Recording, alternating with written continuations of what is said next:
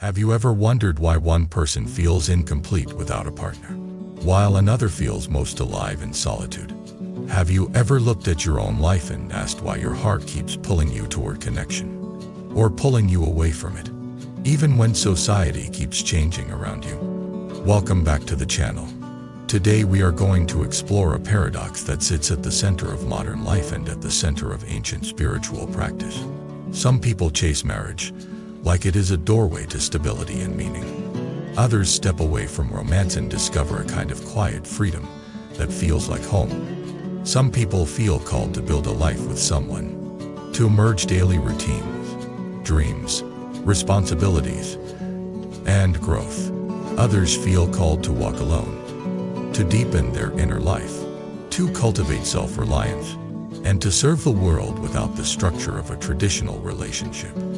If you have ever felt confused by your own desires, or judged for your choices, or pressured by family, friends, social media, or even your own inner expectations, then this conversation is for you. Because the truth is not that one path is superior. The deeper truth is that both paths can be expressions of awakening. Both paths can be karmic classrooms. Both paths can be a field where wisdom grows. The key is learning to recognize what your soul is practicing through your current season of life. I want to offer two guiding ideas before we go deeper.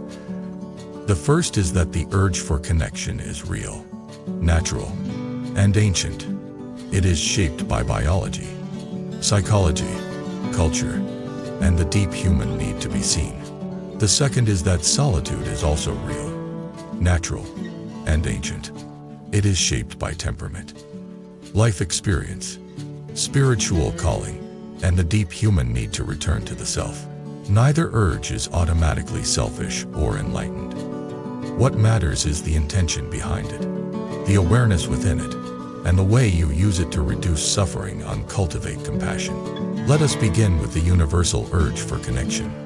Even in an era where individual freedom is rising and more people can choose different lifestyles, the longing for partnership does not simply disappear. For many people, it becomes even more intense. Why is that? On one level, it is biological. Human beings survived in groups. Pair bonding supported survival. Cooperation increased safety. Shared resources reduced risk. Shared parenting helped children reach adulthood. So the body carries a deep memory that connection equals protection. But biology alone does not explain the fullness of it. On another level, it is psychological. People seek partnership because they want a witness to their life. They want someone who sees them in the quiet moments, not only in public achievements. They want a safe place where the nervous system can rest. They want to be held emotionally, not only physically. They want to belong to someone and have someone belong to them. And on another level, it is spiritual. Many people are drawn to commitment because commitment can be a container for growth.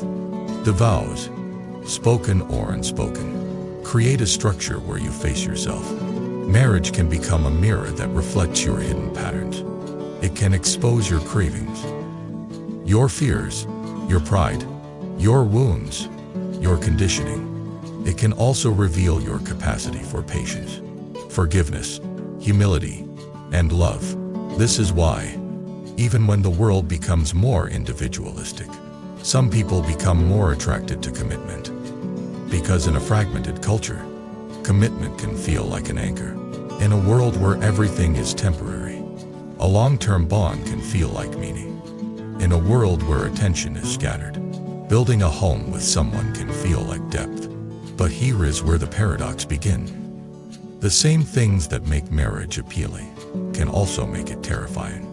Because commitment does not only bring comfort, it brings exposure, it brings responsibility, it brings friction, it brings the need to negotiate, it brings the need to see another person's reality and not just your own. So some people seek marriage because they crave stability.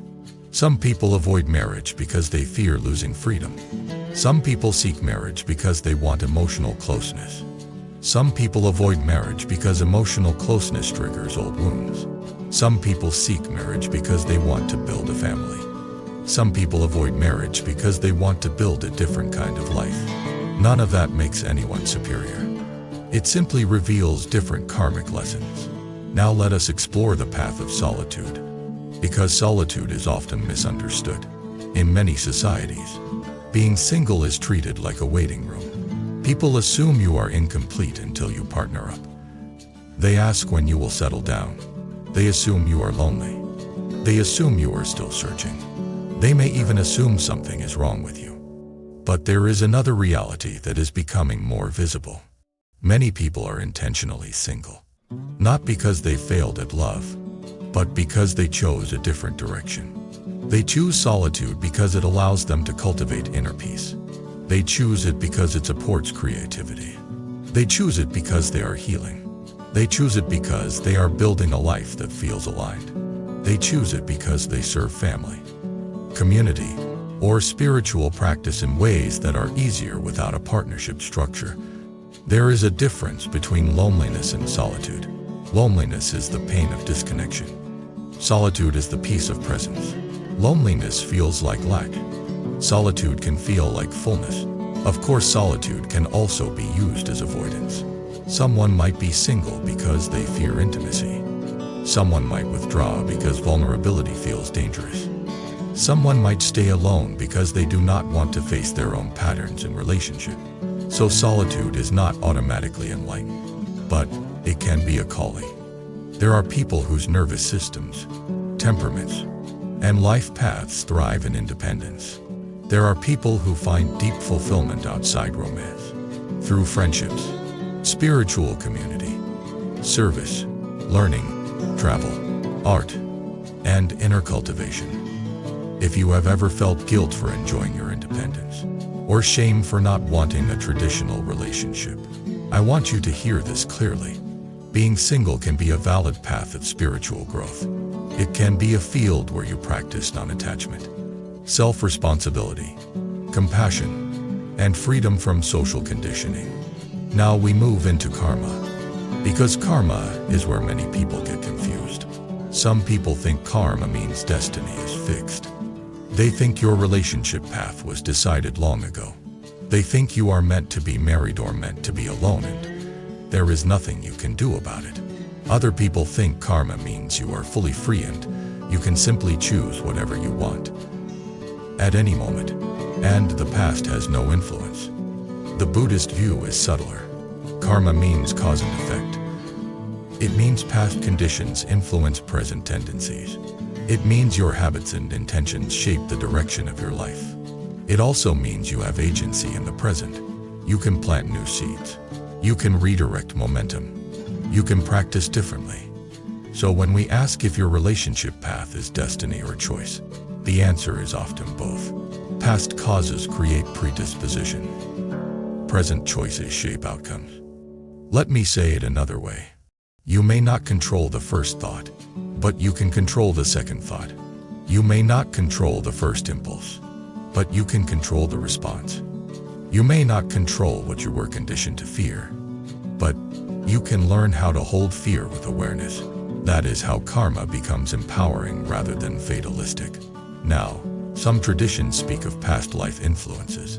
People wonder if a current pattern, like repeatedly attracting unavailable partners, is connected to a deeper karmic history.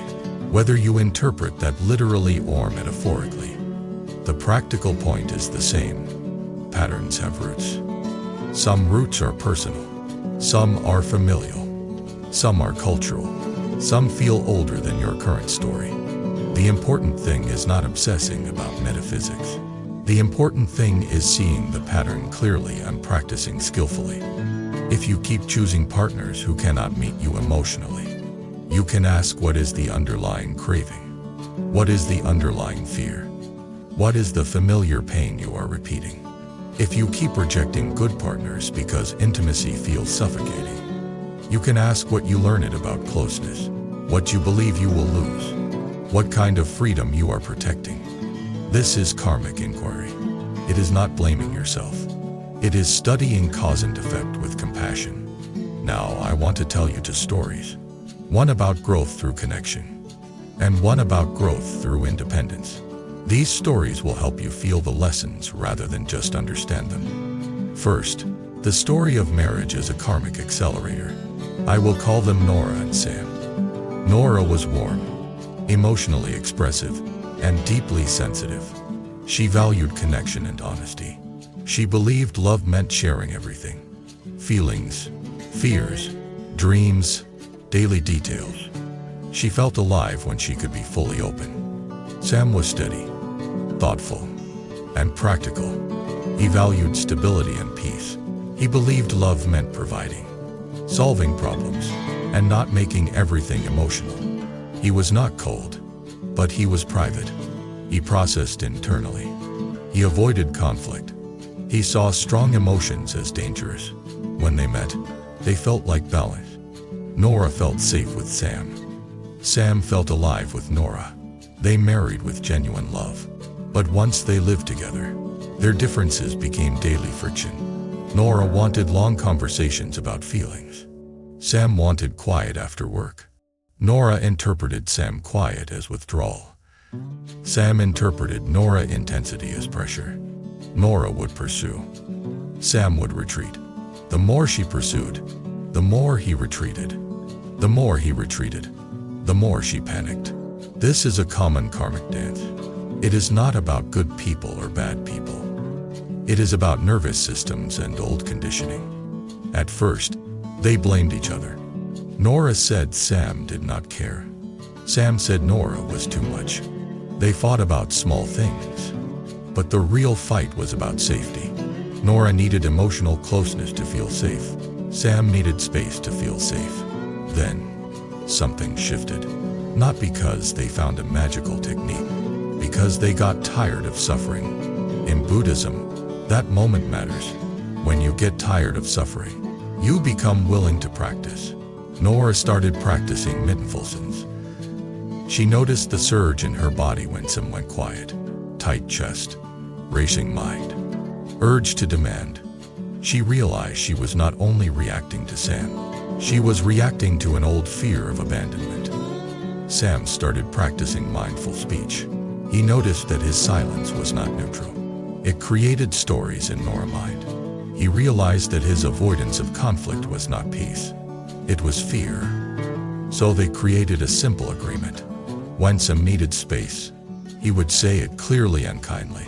He would say, "I feel overwhelmed and I need 30 minutes to reset. I will come back and talk." When Nora felt panic, she would practice one self-soothing step before speaking. She would breathe, place a hand on her chest, and remind herself that space was not abandonment. These were small changes, but small changes alter karma. They interrupt old chains of cause and effect. Over time, marriage became their teacher. Nora learned to regulate her nervous system. She learned to love without clinging. She learned that her worth was not dependent on constant reassurance. Sam learned to communicate rather than disappear. He learned that feelings are not emergencies. They are information. He learned that presence can be simple and still be powerful. Their marriage did not become perfect, but it became a path. Their conflicts became lessons. Their differences became training. Their home became a place where the people practiced awakening. Again and again, through ordinary life. That is growth through connection. Now, the story of growth through independence. I will call her Leela. Leela dated in her 20s and early 30s. She had relationships that looked good from the outside, but inside she felt drained. She was always adjusting, always compromising, always carrying emotional labor. She often chose partners who needed fixing. She believed love meant sacrifice. She believed if she gave enough, she would be chosen. After a painful breakup, she did something unexpected. She stopped dating. Not for a month, not for a year. She stopped indefinitely. People around her panicked. They told her she would regret it. They told her she was too picky. They told her she would end up alone. Leela felt fear at first, because she had been taught that partnership equals safety. But she also felt relief. A deep relief she could not explain. She decided to treat solitude as practice. She began waking up earlier and sitting in silence. She learned to be with her own mind without distraction. She noticed how often she criticized herself. She noticed how often she felt unworthy. She noticed how often she chased approval. She started practicing loving kindness meditation. She would say quietly, "May I be safe. May I be well. May I be free from suffering. May I live with ease." At first it felt strange. Then it felt soothing. Over time it felt like she was becoming her own friend.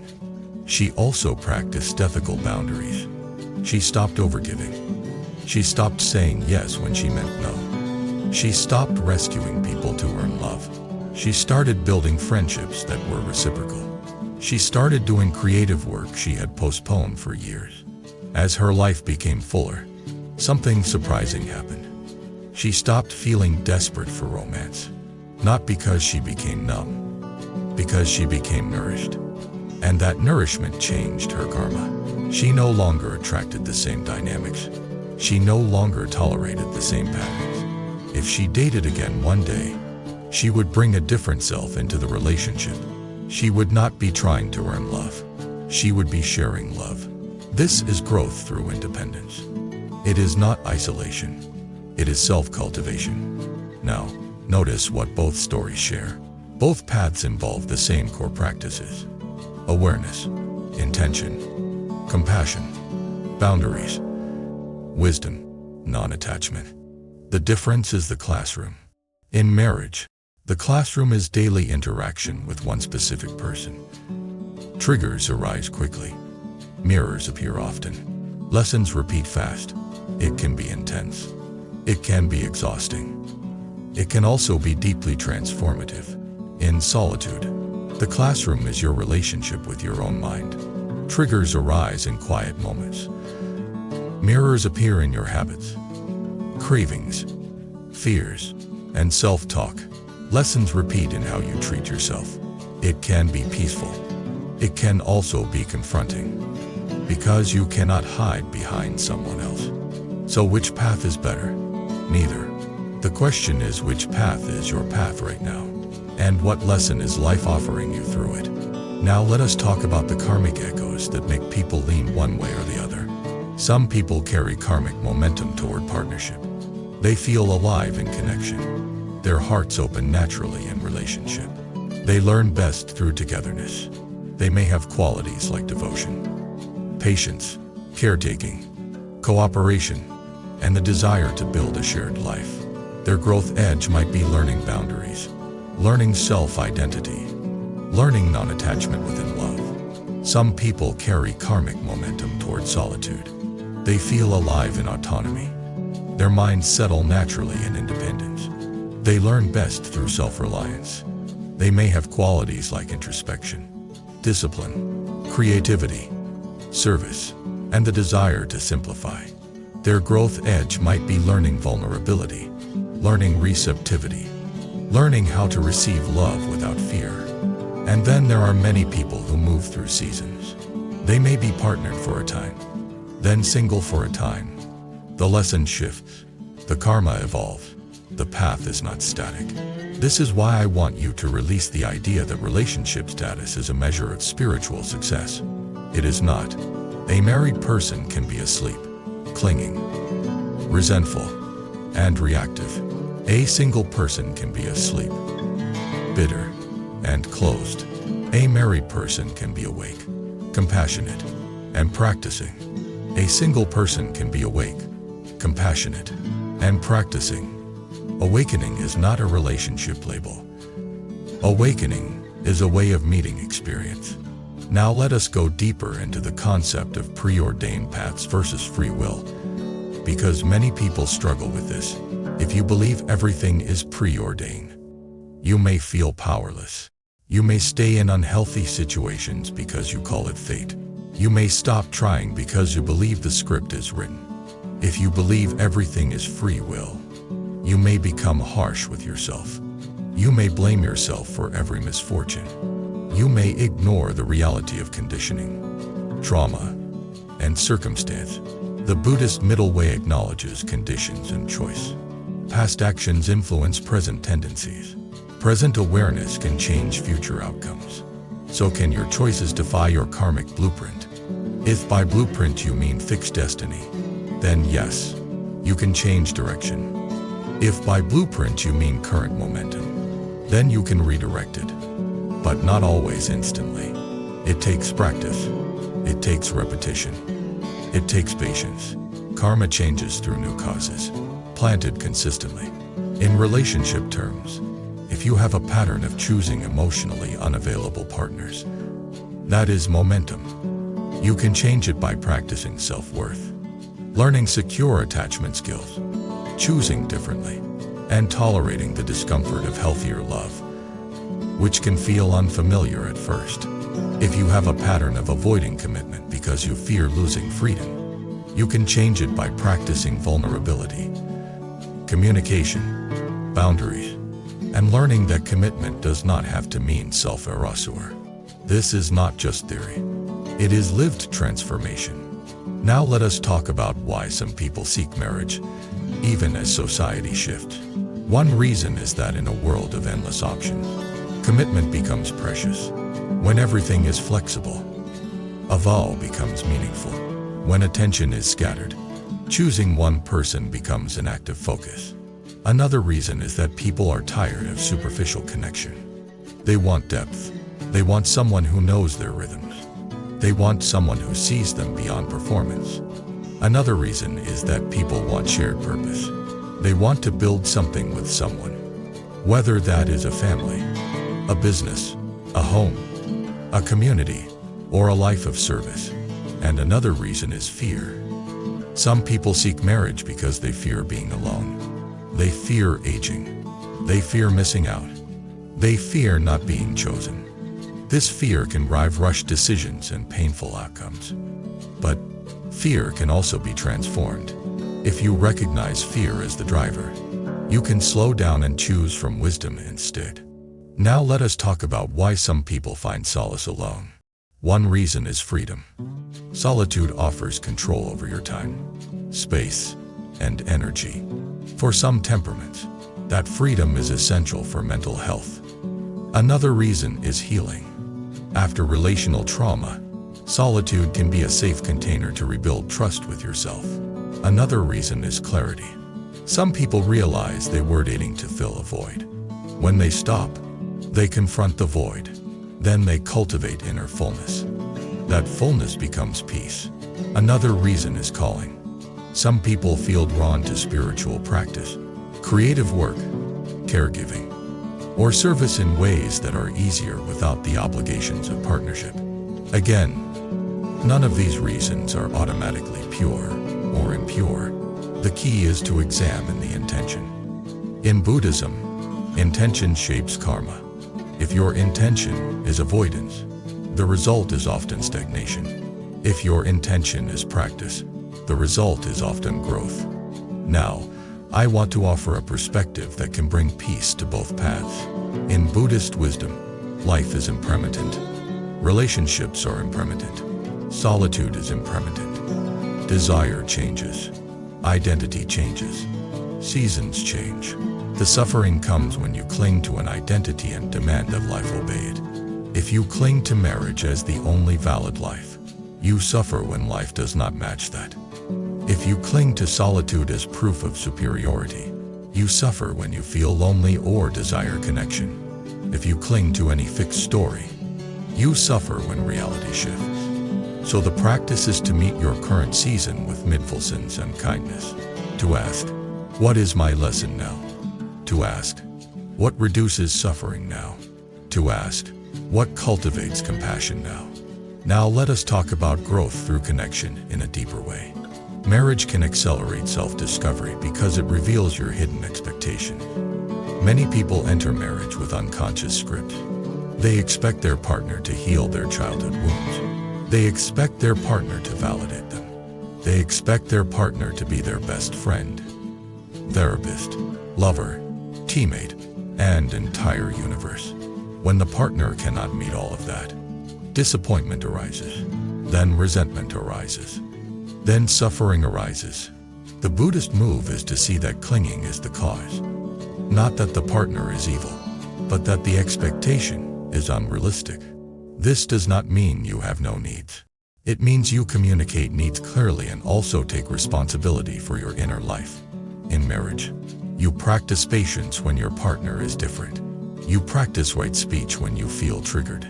You practice compassion when you see your partner suffering. You practice non-attachment when life changes.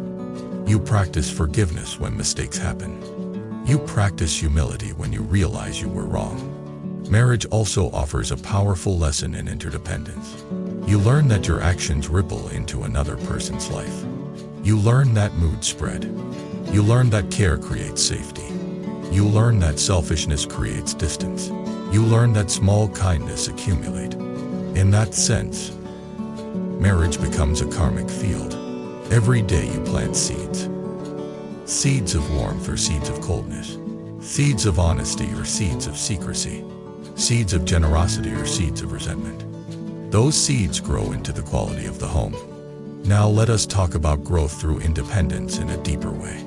Solitude can accelerate self-discovery because it removes distraction.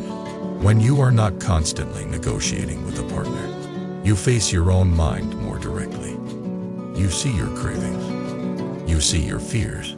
You see your habits. You see your inner critic. You see your tendency to compare. You see how you treat yourself when no one is watching.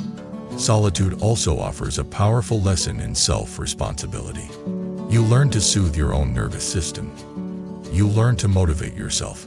You learn to build structure. You learn to care for your body. You learn to seek community intentionally rather than relying on one person. Solitude can also deepen spiritual practice. Many traditions value periods of retreat, silence, contemplation, and simple living. Not because life is meant to be avoided, but because silence reveals what noise hides. For some people, solitude becomes the doorway to wisdom. They learn to watch thoughts arise and pass. They learn that feelings are impermanent. They learn that identity is not fixed. They learn that peace does not depend on external approval. This is also karmic work. Because if karma is driven by intention, then the intentions you cultivate in solitude shape your future. If you cultivate kindness toward yourself, you plant seeds of stability. If you cultivate discipline, you plant seeds of freedom. If you cultivate compassion for others through service, you plant seeds of connection without clinging. Now I want to address a painful question many people carry, especially in a world full of comparison. What if I want marriage but I am still single?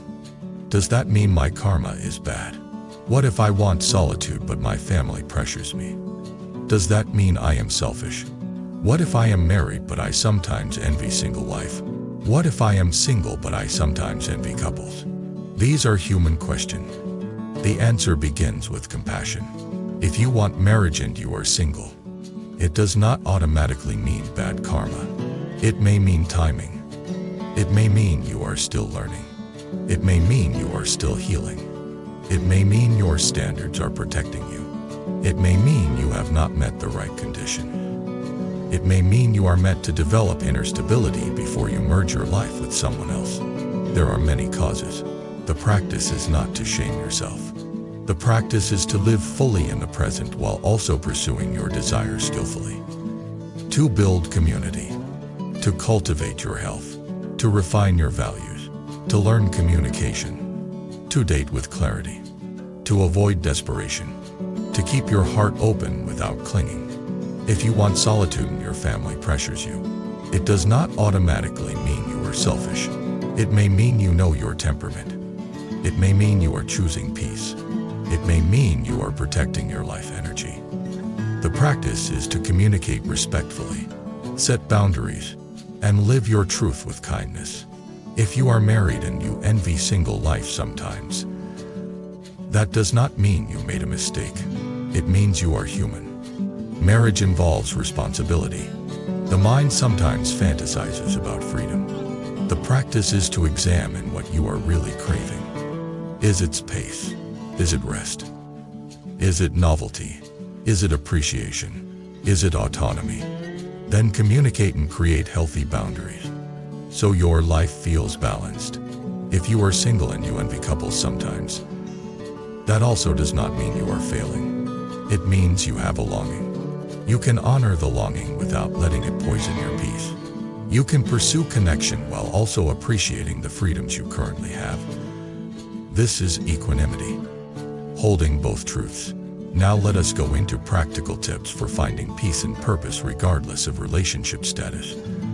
Because peace is the real treasure.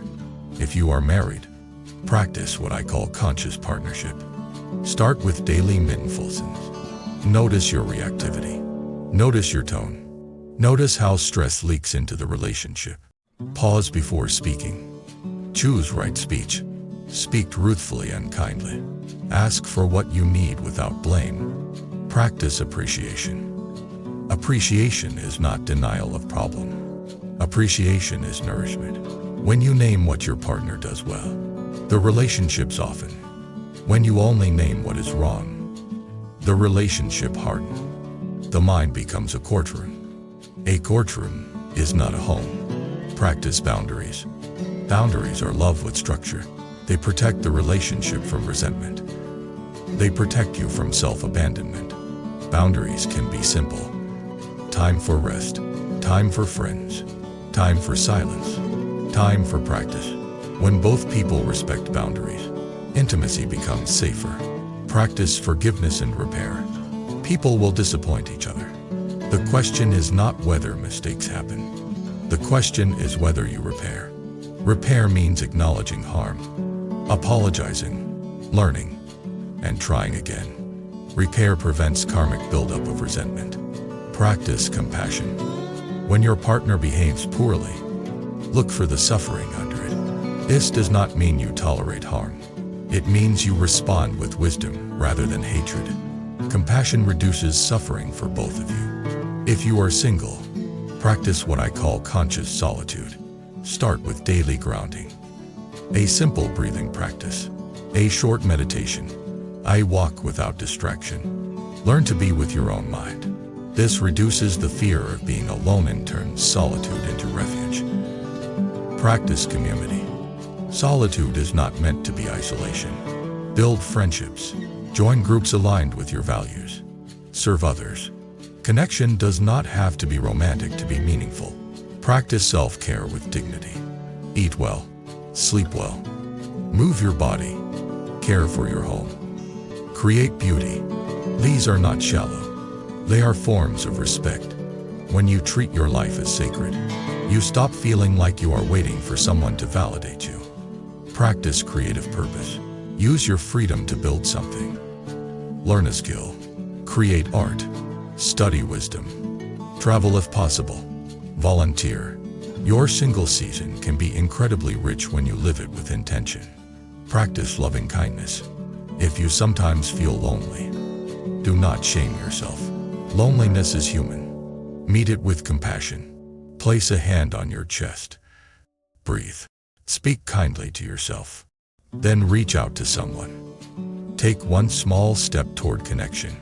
Now let us return to the karmic paradox and make it even clearer. The paradox is not a conflict.